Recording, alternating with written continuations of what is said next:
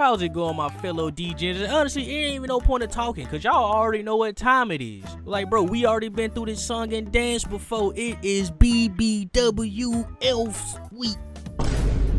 Now, if you're new to the channel and you don't know what BBW Elf Week entails, we pretty much sit back, relax, and we watch plus size elf. And then when the show is all done, I'm gonna make a personal ranking for all the characters of the show, and then we're gonna have a community ranking for the show. So make sure to be looking on my community tab, so you know you can vote on polls and stuff like that. Because as the marvelous leader I am, I truly do value y'all's input. Because if you don't know, I would've been working on a Sasuke retrieval arc video right now, but as you can see from the poll, like, man, y'all said y'all wanted the elves, so here are the elves.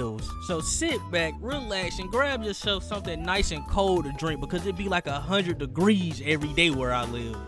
And let's watch us some BBWLs. Now, I'm not gonna lie, the first half of episode 5 was boring, so we're gonna skip straight to the second half. So we started with this absolute baddie looking in on my boy while he's working out. And I must say, I've only seen 5 seconds of her and she's already #1 on the list, not gonna lie. I mean, just look at her. Her entire fit is just an apron. Okay, you don't get more appeal than that. So we cut to the massage parlor, and it's our main two people, Elfuda and Tomatsu, and they're talking about her french fry habit again. Tomatsu then suggests that Elfuda should just ban french fries out her diet, and that's when she grabs on to my boy. Now, as she's crying, saying she's not finna cut french fries out of her diet, she touches his waist. That's what she says, hey, wait a minute, boy, am I tweaking or are you getting fat too? And that's when my boy Tomatsu was like, man, as your fitness instructor, man, I promise I'ma slim down, man. I'ma start by drinking water every morning. I'ma take some jogs. I'ma eat more healthy. I'ma eat my leafy greens for real. And then he steps on the scale and he gains even more weight somehow. So my boy lays down, he's like, maybe I'm cursed, and he just drifts off to sleep. Now, as he's going off to La La Land, the girl from outside his window sneaks into his house. My boy then has what I would like to classify as a big back's wet dream. Now, I don't know if I can show this on YouTube, but I'm not even finna risk it, so I'm gonna describe to you what happens in this dream. So he starts to dream off with Elfuda laying on a pile of french fries, saying that this mountain of french fries is just for us. She then hops on top of him and starts feeding him french fries. He then proceeds to wake up and he's just chowing down on a 5-star meal. He's like, yo, what is this? Why am I eating all this food? Like, boy, look at the food on my dude's plate. He got steak, broccoli, potatoes, and some pizza. And he got a bowl of gourmet ramen right there. Like, my boy is eating like a king. So as my boy wondering why he's eating all this food, he hears a voice from his kitchen. And as you already know, it's the demon girl from outside. Now, of course, my boy Tomatsu's like, yo, who are you? Why are you in my house? And she's like, man, don't even worry about me, man. Just focus on this food. She then casts another spell on Tomatsu to make him eat some more. And just as the fork is about to enter Tomatsu's mouth, the spell gets broken. And just look who comes to save the day. Everybody's favorite elf. Oh, yeah, and I guess Elfuda came along, too. All right, man, let me stop, man. We got love for Elfuda out here also. So Elfuda and Koreda ends up breaking her spell. This is where Elfuda tells us that the demon girls are actually from a race called the Satyr. And the way that they get their sustenance is that they eat the avarice that radiates off of other people. Now, avarice is just a fancy word for greed. Yeah, I bet you didn't expect to learn a new word from this video today. That's right, y'all finna start having to call me Professor Sage Mode Ren, the way I'm teaching y'all. You know what, matter of fact, the first person to use avarice in a sentence correctly gets pinned. So pretty much what's happening is the demon is putting a spell on Tomatsu to make him eat more so she can feed off the greed energy that he is getting from eating, if that makes sense. So both the elves and the satyr starts fighting. Elfuda ends up shooting the satyr's apron off. She gets super embarrassed that, you know, her unmentionables are out. So she hops out the window. And that's the end of episode 5, okay? All the gang says they're gonna take turn watching over Tomatsu, and that's it. Okay, let me just say right now, that satyr is #1 on the list so far, okay? Not only is she thicker than a scoop of peanut butter stuck to the roof of your mouth, she also knows how to cook up a 5-star meal. I mean, did you see what was on my boy plate? Granted, she's only doing this so she can eat too, but come on, man, we can't let one red flag ruin the multiple green flags we saw along the way, can we? And that is why she's #1, okay? I don't want to hear no ifs, ands, or buts about it. So episode 6 starts out with a perfect, beautiful snow day. Tomatsu and Elfuda are sitting down talking while Laika over there is chewing on a bone. Tomatsu says that he don't know where the hell she's been getting these bones from, but she keeps bringing them back and chewing on them. Laika then goes under Tomatsu's bed and he drags her from under there. And while he's dragging her out, a whole skull pops out. Turns out Tomatsu actually had some bodies under his belt this whole time. Too bad it ain't the smashing kind. So the skull rolls out from under his bed, and of course, as you can expect, everybody freaks out. So they look under the bed and there's a whole ass skeleton under there, bruh. And here I thought you were supposed to keep skeletons in the closet. Am I right? Get it? Cause like skeleton. Okay, I'm sorry, I'm gonna leave. So it turns out that Lycan has just been picking up random bones from outside and just hiding them under his bed.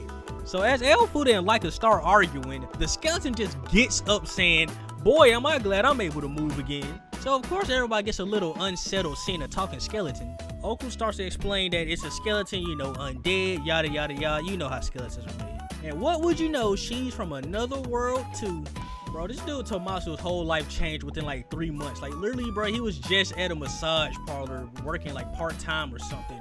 And now bro has like 10 women from another world just all around him. And not just any women, BBW women. So the skeleton starts to explain that her name is Honita and that she was actually a mage to a kingdom. But unfortunately, she was falsely accused, so you know, they got her up out of there. And I'm pretty sure you know how this works by now. Since she was wronged in life, she became a restless spirit. So she woke up in the dungeon as a skeleton, and the door that she came out of led to this. Now, as she was walking out of the door, she crosses the street and gets hit by none other than Truck Kun himself. Now, usually when you get hit by Truck Kun, you get a Sekai, but you know, since she's already dead, she just stayed right here. But you know, lucky for her, Lycan found her, and now she get to live out her days on Earth. So as she says this, my boy Tomasu's like, wait, you gonna live out looking just like that? That's when Bonita goes like, of course you're right. Anybody can see that I've gotten fat. And of course my boy Tomasu's like, what are you talking about, bro? You a whole skeleton. That's when Bonita uses her magic to transform to her original self.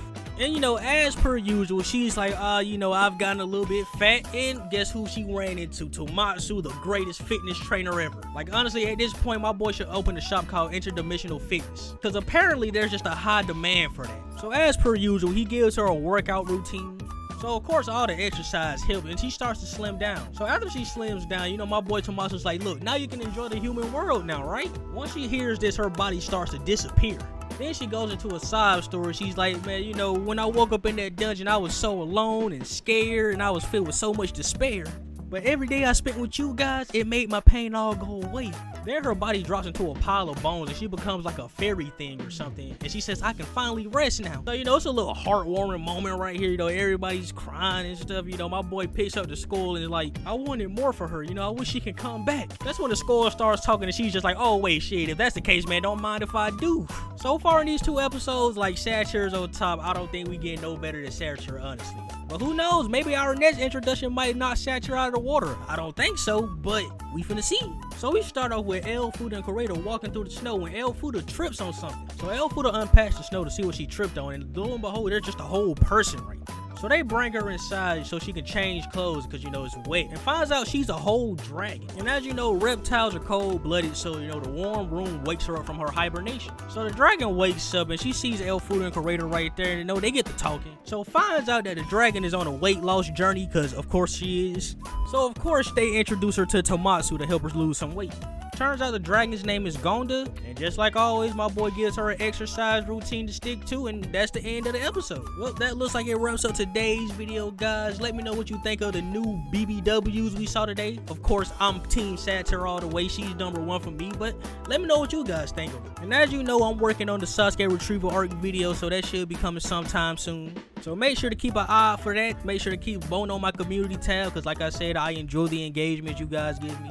Also, if you have an anime you think I should make a video on, you know, don't be afraid to drop that in the comments on this video, or, you know, go to my community tab and, you know, just be like, Ren, you should watch this. It's absolutely amazing. Or, you know, just something like that. With that being said, it's been your marvelous leader, Sage Mode Ren, and I hope you're having a fantastic day. I'll catch you in the next episode, my fellow DJs.